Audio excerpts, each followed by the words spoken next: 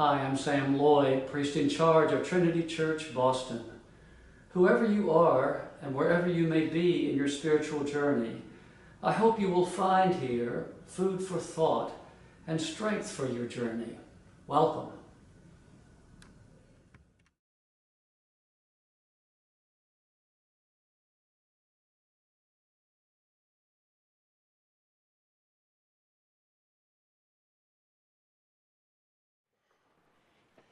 In the summer of 2007, I was 2 years out of seminary.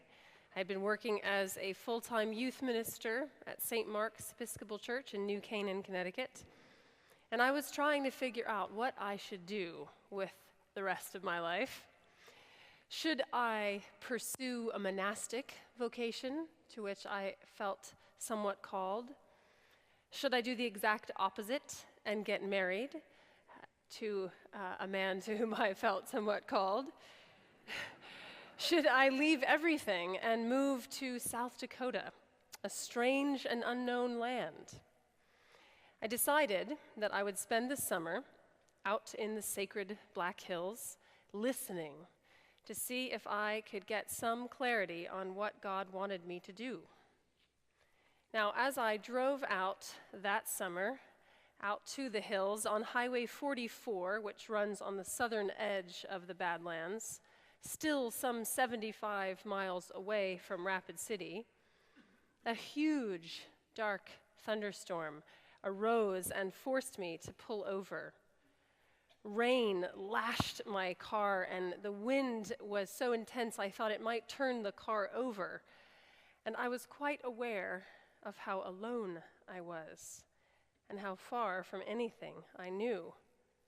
There were no signs, no side roads, no houses, no towns, no gas stations, anything for miles and miles in every direction. The vast striped sand cliffs that make up the Badlands seemed to fall away under the grass almost beneath my car, right where I was stopped. And the noise and the light of that storm were bigger and closer than anything I had ever experienced. It was terrifying. It was also a little bit thrilling, tucked there in my car.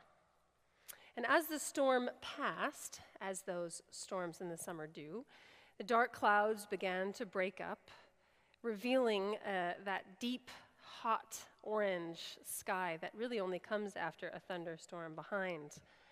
And as I looked at the clouds, I gasped in surprise at what I thought I could see. And the surprise was so sharp that it propelled me out of the car. I had to see from my own eyes and not even behind the window of a car. Stretched across the entire 180 degrees of that sky, created by the fragments of that thundercloud, was a giant eagle, wings unfurled. Even the most sluggish soul couldn't possibly miss this giant sign. But a sign of what? Now, I've always been a little bit uneasy with an over-familiarity with God and with Jesus. So I'm not somebody who thinks that I go sit and have a coffee with Jesus, or that Jesus is looking for a parking spot for me. Although somebody did find me a pretty good parking spot over there. But at the same time, I do believe that God is somehow, really, truly engaged with and present to our lives. So how? How do we find that? How do we talk to this God? And we know that God is deeply inside of us, makes up every atom of our being, and so incredibly intimate to us. And yet God is not limited to any one of us, but is in fact all of us and more.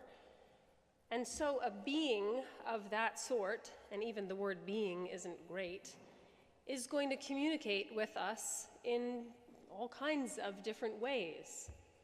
And so it's a very important part of our spiritual practice to try and learn and practice, to look for, to listen, to try and uncover and understand what God might be doing in our lives. Now, I think that stories are better than any other kind of religious language, like proclamations or assertions or creeds. I think stories are better at helping us look for what God is doing in our lives, because they contain details often that we didn't intend, anticipate, or plan, or sometimes even recognize. And so stories become a kind of ground, a kind of earth from which all kinds of things can grow and bear fruit. But it's important to stay with a story, because the story, the fruit, the ultimate fruit is not always obvious at the beginning. And so staying with, listening to, and paying attention to a story is part of how we can train ourselves to look for and listen for what God is doing in our lives. And not just having a story, but actually sharing a story is a part of this. Because when we share a story, different things come to light. Both because as you listen to the story, you'll hear or see something different. And as I have to tell it, I will have to make choices about what to tell that will begin to clarify the shape of that story. So if we keep going with this ground and plant analogy, then sharing a story is perhaps like weeding, where we have to look at the different plants and decide which are the real plants that will bear fruit and which are the distractions. And one thing I love about the stories in the Hebrew Bible that are different from the stories in the New Testament is this quality of story. Now, in the New Testament, you feel, and this is wonderful, of course, but you feel this very intense urgency on the part of the authors of the Gospels or the writers of the epistles. They want to tell us something, and they are gearing and shaping their entire story towards the version and vision of Jesus that they want us to have. And this is wonderful. But the stories in the Hebrew Bible are not written in the same way. Those stories were stories before they were scripture. And so they don't have a one-to-one correlation of story to theological or moral point of instruction. These stories are intended to bring us into a family. And being the family of God for the people of Israel has rarely included statements of belief. And faith for the people of the God of Abraham, Isaac, and Jacob is about how we live and about how we live with each other. In fact, you could say that faith itself is the shared story of life as a people with God. That's not to say that interpreting these stories isn't important. The rabbinic tradition is rich and robust, and in that tradition, one combs through these stories carefully to better understand God.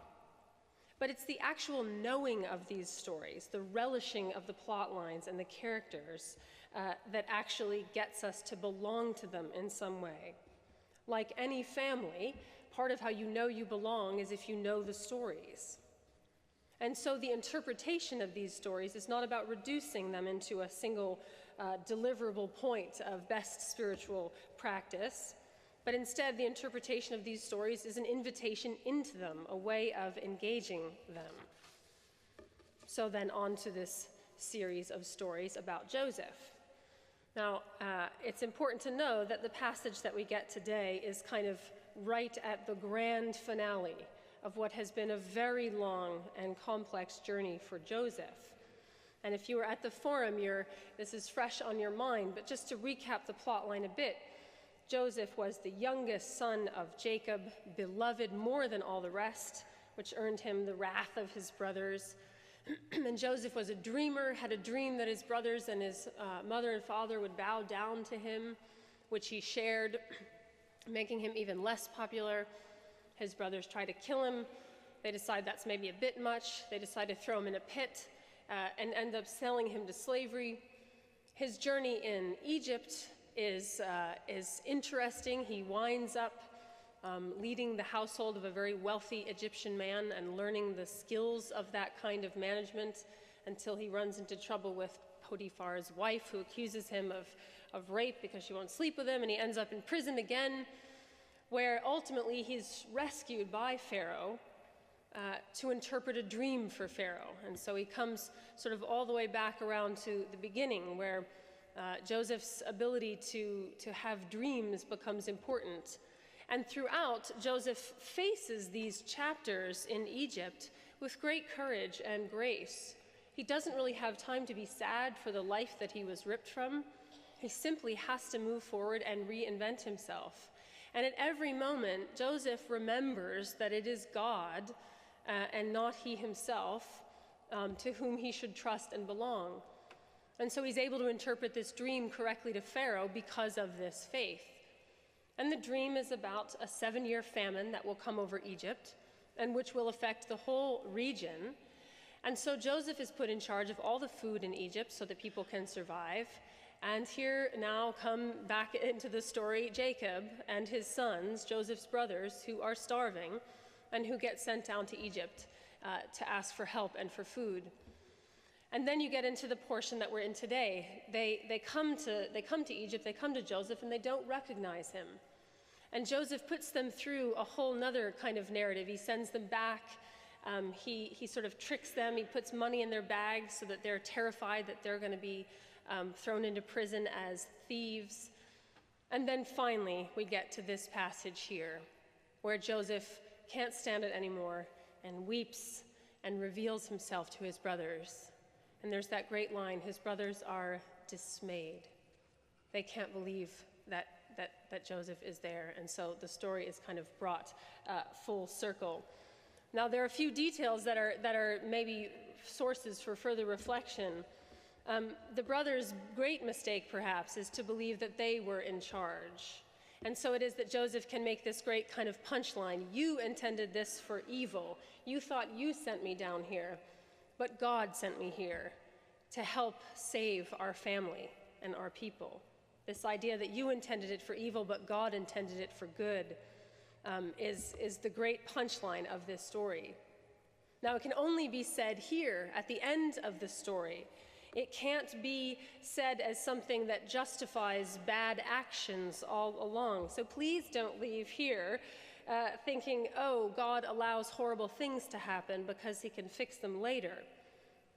But rather, that continued reliance on God, continued looking for God in the story, allows God to work through us and, in fact, redeem horrible things. Now, the more frequently you or I or Joseph practices looking for God in our stories, the more we are entering into relationship with God. And this, of course, is what sets apart all of the heroes that we've been hearing about in the book of Genesis. It should be very obvious at this point that being beloved by God, having the kind of relationship with God where God talks to you and has suggestions for your life, that relationship of being beloved has nothing to do with being good or even well-behaved, but it has everything to do with not forgetting that God is the source and ground of all of our being, and actively engaging with that mysterious presence. Now, as the summer of 2007 drew to a close, I had spent many weeks praying and listening to the wind in the trees, the song of the icy mountain streams, the chattering of bluebird and marmot, the nighttime howling of coyotes, and the snorting of deer and elk. I was preparing to go. I was leaving for a semester or more with the community of Taizé in France in September. And on that last August morning of that summer, God made a kind of covenant with me in the Black Hills, and the promise was something like this: if you trust me, if you do as I ask, I promise I will lead you into all good things as your heart desires. But you must come back here. You must not get lost in France or anywhere else. You must come back here, and I will show you what you must do. You must always remember that if you ride on the wings of my spirit, you can soar. Now, every good covenant needs a sign, and so it was on that last morning that bird that I had seen over the Badlands came back to me, and here it is on my wrist. It reminds me every day that it is possible that God is with us. It reminds me that I know in my own story that I have talked with God. And if I remember that, my life is richer. And if I forget that, then I am alone in the world, imagining myself to be in charge, like Joseph's brothers, and inclined toward evil. And so I invite you to do the same, to look for God, to talk with God, to know God in the stories of our faith family, in each other's lives, and in your own life. Tell each other your stories and look for God. Seek, and you will find. Amen.